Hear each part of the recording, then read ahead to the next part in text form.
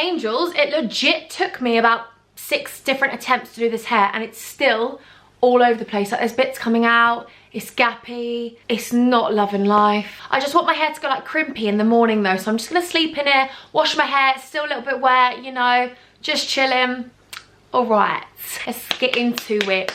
So weird. Hello honeys, welcome back to my YouTube channel. If you're just joining me now, then hi, my name's Imogen. Please definitely hit that subscribe button, smash that button. Did I just say put it?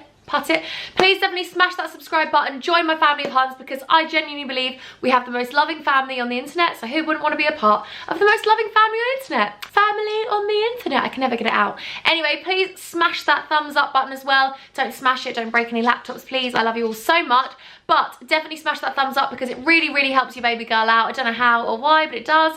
I think I meant to say that if I'm a good YouTuber, I don't know. Anyway, today we have another Storytime Sunday. From every single Sunday for the next however many months, we have Storytime Sunday. Honestly, I have every single Sunday a new video coming at ya. Cleopatra coming at ya. Anyway, so these are my old job story times and I think they're quite funny. Some of them are a little bit weird. Some of them you'll get to know the interview process. Some of them you'll get to know naughty things that I did at the job.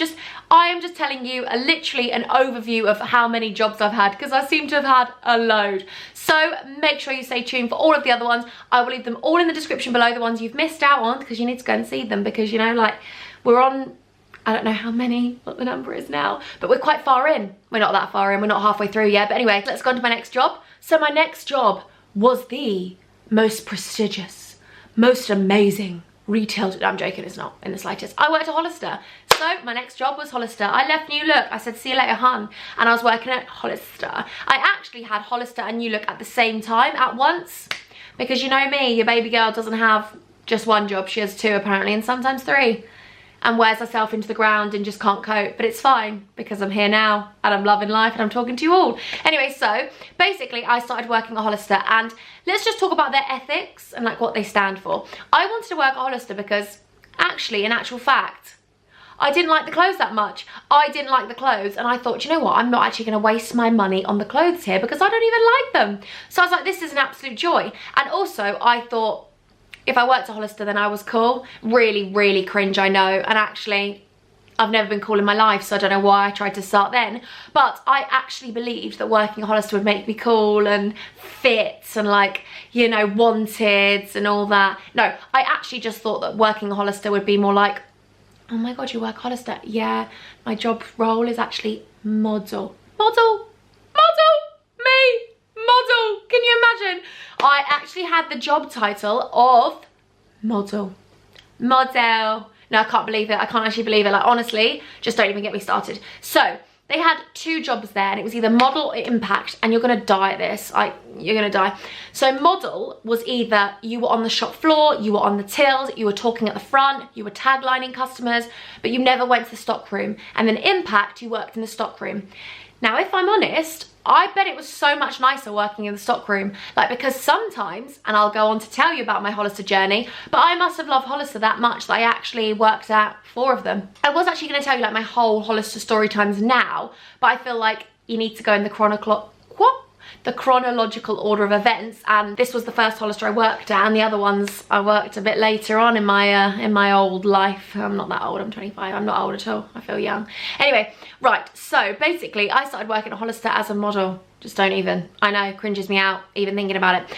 And the interview process was just you standing there having to talk about the brand, and it was basically based on what you looked like in a really weird way.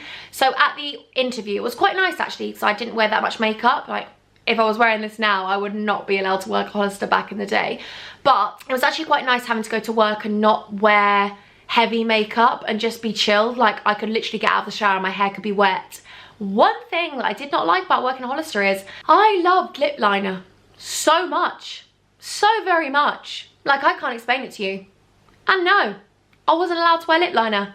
Like, I would actually get a one-on-one chat from me and my manager, and they'd be like, what are you wearing? You're wearing lip liner on your lips. And I'm like, yes. You basically weren't really allowed to wear makeup because it's meant to be beachy and surfy. But this whole model thing's an absolute, I don't even know what to say about it, because actually so many of the Impact members of staff were unreal. Like, everyone that worked there was so gorgeous in their own way. So it's absolute, I don't know, but they just had this specific standard, which has actually changed now. It's completely changed now. However, the really appealing part of the job was that it was a 0-hour contract, and I was like, what? 0 hours? So basically how it works is you join a Facebook group, and your 0-hour contract entitles you to work up to 30 hours a week.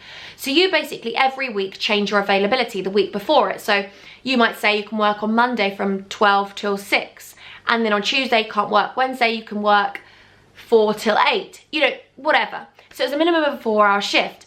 Anyway, it was absolutely amazing. You could schedule yourself to not work for a week. You could schedule yourself to not work for 2 weeks. The 0-hour contract was so appealing to me because I worked nights, and I was also working at New Look, and I thought this would be perfect for me to wean myself out of New Look and wean myself into here, and also just see kind of how many hours I could do physically. So anyway, the 0-hour contract is very appealing. And then if you weren't very well, or if you had something come up like an audition or something like that, you could literally put it on Facebook and someone would take the shift. It was amazing. And also so many like foreign exchange students worked there, or students that were learning English and stuff, they worked there. So they always wanted to pick up shifts because rent in Brighton was expensive. So they were always picking up those shifts. So if one morning you woke up and you're like, do you know what, today I can't go to work or don't really want to, you just get rid of your shift and you could swap it. So if I didn't want to work a Saturday, I could work and swap it for Jazz's Tuesday. Do you know what I mean? Like, it worked like that. It was perfect. And when I first started, I was like, oh my god, I work at Hollister, like I must be really good looking. Like, it's an absolute joke, just ignore me. But yeah, they have changed their whole ethos and things like that around it, because they had really bad press and stuff like that, because it was actually a joke. Like, you genuinely got the job based on how you looked. Like, it was a joke. So like, if you were like naturally pretty, they say you'd get the job. Like, I don't believe in it at all. I don't believe in it at all, because I just don't.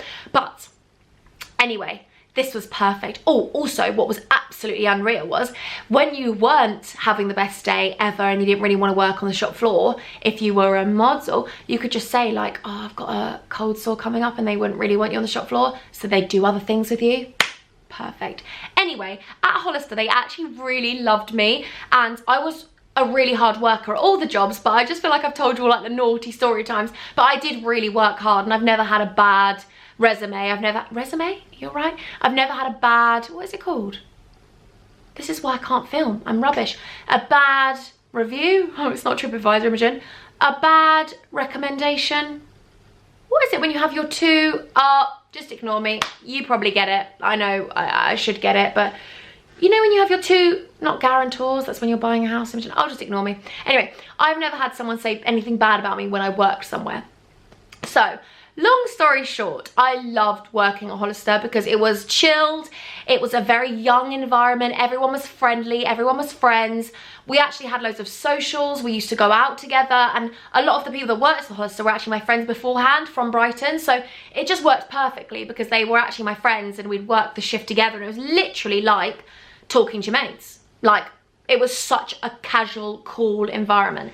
And because the managers were actually so young as well, they were near our age, like you could become a manager at 21, it was amazing, because a lot of the people that you worked with that were models or Impact members of staff, they would then become management when they've got their university degree. So you became close to those people, and then they became managers, and you were like, my manager's my mate. Do you know what I mean? Kind of thing. So I really did like it for that aspect. However, well, I've got some funny stories to tell you about when I was naughty, but Imogen loved it that much and it was that chilled that I'm not even lying about this. Every single time I used to go to Hollister, I used to take like a bag of Super Mix, and I don't like, you know, Haribo Super Mix. I don't like the people. I only like the ones with the white backs, or yeah, only the ones with the white backs or the standard jellies. Anyway, I'd put them down my bra. You'll never believe it. I'll put them down my bra, and then for the whole 4 hours, I'd just be replacing them, and that's it. I'd go like behind the trees, because there was always trees in Hollister. I'd go behind the trees and that's it, eating my Haribo. Like, I was chilled. I was absolutely loving life. If I've got sweets, that shift was easy. But anyway, I've actually not really got that many bad things to say about the Hollister in Brighton. I actually really have it really close to my heart. The Hollisters, the other Hollisters I work at, I've got really funny and negative stories to tell you about those. Like, really do. I really, really do. They are going to be longer story times, so I will tell you about those when we get to that part of my life. However, I want to tell you some of like the naughty and funny things that I did, because I was such a cheeky baby girl. Like, I'm not even lying. When I worked at Hollister, I pushed all the boundaries because I felt like, not push the boundaries, but I'm a bit of a wind up, and I used to just have so much fun. But I will tell you one thing about Hollister, which was a little bit of a negative. Basically, we used to have to stand at the front of the store, and my management team used to love putting me at the front of the store, greeting everyone, because there you go, Imogen, you're loud, go and speak to everyone. Basically, there was this one Christmas where one of the taglines, so a tagline was when someone entered, you'd say the tagline to them, and you had to, every single person tagline them. And this was, oh, it's all coming back to me now. There were nights when the wind was so cold. I'm sorry, I just went into song, but it's that song, Meatloaf and Celine Dion. It's all coming back to me now. I'm gonna stop going off on tangents and stop being weird. Probably never gonna, oh, there you go, look, hair just falling out. Wonderful. I never stop going off on tangents, do I? My butterfly brain just gets lost. So basically, you'd have management and they'd like secret shop you, and you wouldn't know they were in the room. They'd hide behind trees, they'd do everything they could, and they would literally secret shop your room every bloody hour. I was about to swear. Every hour! Is bloody a swear word? Anyway, and they'd come up to you and be like, you missed a tagline. So I was on those taglines. I wasn't missing a tagline for anyone. And also, so where the Hollister was, there was the boys section, the girls section, and then you'd walk up onto like a pier, because it's meant to be beachy, and then they'd either come to the girls or the boys. Anyway, if I stood on this side, I would always be able to talk to the boy or the girl that was standing on that side. So it's really nice because you could just talk. You could just talk. So anyway, I would never miss a tagline. And there was this one tagline, and it was like this. Hey, what's up? Welcome to the pier. Be sure to check out our jeans. They make a really good ride. Sorry? Sorry? And I'm saying that to girls and boys as they're entering through. Bearing in mind, some girls bring their boyfriends in. So Imogen knew. Imogen knew. You look at the girl, you don't ever say that to a boy, especially when he's got a girlfriend. Like, you don't ever make eye contact when the girl comes in with her boyfriend. You don't do that. It's just Larry, like, just talk to the girl. So I'd be like, be sure to check out our jeans, they make a really good ride. And you had to be clear and concise because they had to hear you. Yep. And then you'd have to be folding in your room, making sure everything's, you know, looking good, helping people with size checks. So basically, this is where it gets a bit naughty. Size checks were what you would do when you need to check the size. Well done, Imogen, for explaining the title of what it is. But basically, if someone said, can I find this in a 4? Can I find this in a, you know, whatever the sizes were, because they're American sizes, you would have to then radio. And when you talk on the radio, you'd say, hey, can I have a size check, please? And then the stock, the impact member of staff would say, yeah, go ahead. Then you'd read off the code, then you'd say what number. Anyway, when I was bored and there was no one in there, I'd always just say, can I have a size check? Just to talk to someone, because apparently I'm just a weirdo. And then when they'd say, yeah, go ahead, I was such a wind up, and they knew it was me in the end. But I'd run to the tills, and you know, like the security tags on clothes, you know, the big bulky things where you take them off, the magnet things you take off and they go under the till. Anyway, I'd go, can I have a size check, please? And then I'd go, yeah, so it's 3, 6, and then I'd put the radio in with the all the magnet things and make it go like that. Why are you so annoying? And they'd be like, sorry, I can't catch that. And I'd be there laughing my head off, like, thinking it was so funny. I actually still think it's funny now. I'm 25 and I still think what I was doing at 17, 18 is funny.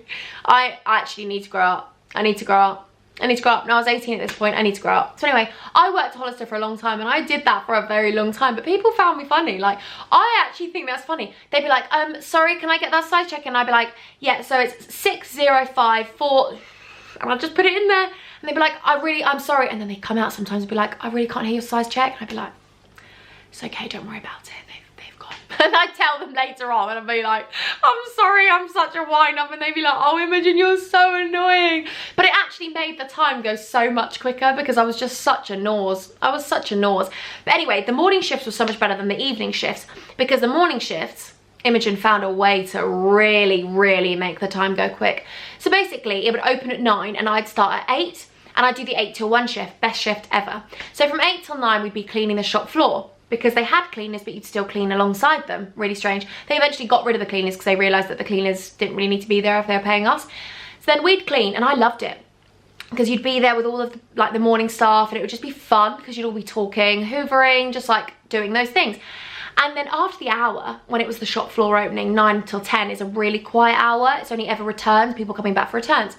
So from 9 to 10, I'd be like, guys, there's enough people on the shop floor. Do you want me to clean the toilet? Because it's an absolute state. The toilets weren't messy at all. They would have been a little bit clean. Anyway, Imogen would deep clean those toilets, because I'm telling you, some boys, they don't know how to wee on the seat. There'd be wee on the back of the seat, and I'm like, Huns, there's a hole. Why are you going further than the hole? Anyway, I would get the gloves on, I would get my little mask on, I would heat that water up, put the mop in, I would mop everywhere. Those toilets were spink, spank, clean, loving life. And it would waste like an hour and a half. I'd have my headphones in, I'd be off the shop floor, I wouldn't have to talk to customers, I'd be chilling. And then by that time I go on shop floor, it's busier because it's a Saturday or a Sunday. Boom, thank you very much. 8 till half 10, wasted time. Absolutely lovely life. Like, I'd bring my Costa. I used to actually have Costa because Costa was above Starbucks. What? Costa was above Hollister, I mean. So I'd just have Costa. I'd have my toast from Costa. That was when I could eat normal breads and all that. Yeah, it was wonderful. That was before my stomach condition. Wonderfully. Anyway, I want to tell you another time when I was a bit of a wind up. And basically, there'd be people that would come into the store. Obviously, it's a shop. And when they'd come into the store sometimes, I mean, sometimes you'd get me. I'd be so hyper. I'd be so annoying. And I just pick the right people. I'd never pick people where I think they're going to react badly. So I'd be like, congratulations, mate. You are our 100th customer. Take whatever you want and walk out. I would tell them to take whatever they want in an Australian accent and walk out. And I'd be like, well done. You're our 100th customer. Well done. Take anything you want. And then when they'd go to walk out and the beep would go off, I'd be like, I'm only joking. Like, Imogen, who do you think you are? Ashton Kutcher on Punk'd. Like, what? I honestly can't explain to you how much of a wind up I was. Like, honestly, well, you can even tell. You can see that right now. Like, what was I even doing? And these customers would never get funny with me because I'd just be joking. Like, I'd normally do it with boys and like they'd be like, oh my goodness. And I'd be like, I'm only joking. But I'd be like, let me go and take you to the sale, because there was a sale on every single day. There was a sale on at Hollister all year round. So I'd be like, let me take you to sale. I'll pick out you some good bits. And I just like try and flirt with them and try and make it better. But one thing you couldn't do is leave your room unattended. So when I want to go into other rooms, I'd have to get someone to cover me in the front room to be able to go into other rooms, because the amount of people that would come in and steal from Hollister, because guess what? We were wearing flip-flops all year round. So when someone comes in and steals, my manager would try and leg it after them. Babes, you're wearing flip-flops. Ain't nobody got time for that. You are not ever catching up with them. Let's be real. Also, one thing that was funny about Hollister was the jeans. Okay, so look. I've got a high-waisted pair of jeans on today, yeah? And my belly button's like here. And they're here. The jeans in Hollister that we used to have to wear was like, nah. The midriff, right? So basically, where you're, I wouldn't even be able to show you. Like, my knickers would come up higher than my jeans. My jeans, the zip was about that. Yeah, my nun basically was out. Like, honestly, I don't know who likes those low rise. Like, I basically, no. But what we would always have to do is, all the time as they're changing stock, we'd always have to buy new work uniform. You got 50% off your work uniform, but you used to have to go guide by guide. So if you chose outfit 1, you'd have to buy the whole of outfit 1. And honestly, the outfits, you should have seen me, Hans. Like, I lapped it up. I was like, yeah, I work Hollister. Like, on my breaks, I used to walk around like repping Hollister, absolutely loving it. But out of work, I would never wear Hollister in my life. But there you go, like, absolutely loved Hollister. Like, you would never understand. And actually, one thing that was really good about Hollister was, because of the 0-hour contract, if you had an audition or something like that came up the night before or something like that, or the day before, you could just leave. I need to do story times about my auditions because they are good ones. I really hope you enjoy these story times, but basically, I loved Hollister. I could literally spend about an hour just talking about this one Hollister. I could actually talk longer for the one Hollister. Like, honestly, it was so much fun to work in. We had an American manager and he was the best person in the world at that time. Obviously not now, but he was the best person in the world to work for. But then he left and we got another manager and he was amazing, and it was just such a fun environment. They even loved me that much, they sent me for an audition. Yeah, to be on the bags. Crazy, I know. Crazy. I have to tell you about the audition. I'm definitely going to do audition story times because that was just funny. But it was just one big friendly family environment. Anyway, please give this video a massive thumbs up. Make sure you join my family of Huns. I really hope you've enjoyed my Hollister story time. Oh, I don't actually tell you when I've left. I stayed there for a very long time, a couple of years actually, so we're gonna stay with Hollister because Hollister stays with my other job. So just stay with me for that one, huns, because the 0-hour contract really did come in handy when we go on to my next very difficult job. But anyway, I love you all so much. Bearing in mind where we leave now for the next story time, I will pick up when we come back to the next one on next Sunday. But I actually had a place to go to a university in London and I was going there. However, I did my first term and realised that I didn't have enough money. I was commuting because I was in a relationship and I didn't move up to London, and I was getting the 5 AM train every day and I was travelling back and getting home at 11. It just wasn't feasible. So I said I wanted to take a year off and earn money, so this is where you leave me. I'm about to have a year off and earn money and work 3 jobs at the same time. So if you are new here, definitely hit the subscribe button because we have so many stories every single Sunday coming to you. And also, make sure you smash that thumbs up button for my baby girl because it would really, really help me. So, if you're new here, then basically I play a song game where you just gotta guess that song that I'm not meant to.